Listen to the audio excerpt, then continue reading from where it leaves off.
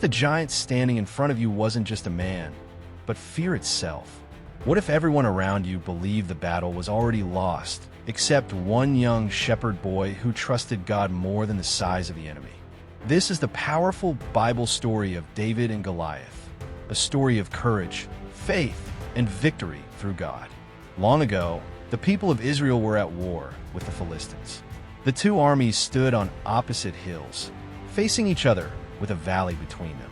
Day after day, tension filled the air. The soldiers of Israel were afraid, because among the Philistines was a terrifying warrior named Goliath. Goliath was no ordinary soldier. He was a giant from Gath, over 9 feet tall, covered in heavy bronze armor, with a massive spear in his hand.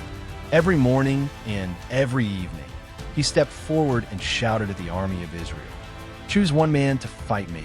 If he defeats me, we will become your servants. But if I defeat him, you will become ours." For 40 days, Goliath mocked Israel and insulted their God. King Saul and all the soldiers were terrified. No one dared to fight him. Now, David was not a soldier. He was a young shepherd boy, the youngest son in his family.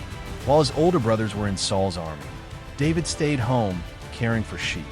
But one day, David's father sent him to the battlefield with food for his brothers and to bring back news of how they were doing.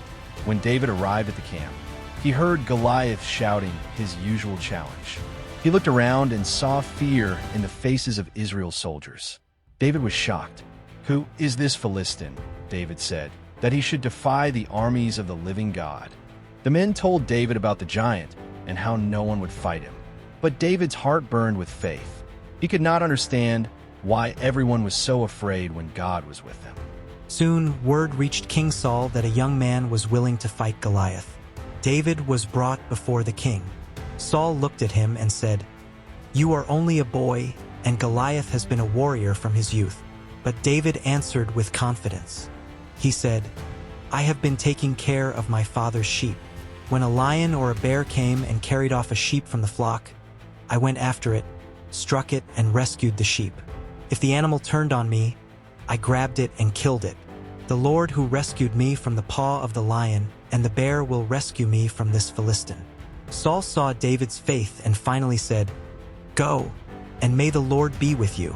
Saul tried to put his own armor on David, but it was too heavy and uncomfortable. David took it off. He knew he didn't need a king's armor to win a battle that belonged to God.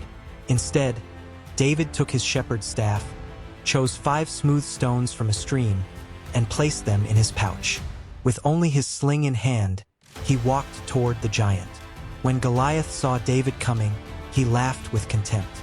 He looked at the young shepherd and said, "Am I a dog, that you come at me with sticks?" Then he cursed David and shouted, "Come here, and I will give your flesh to the birds and the wild animals."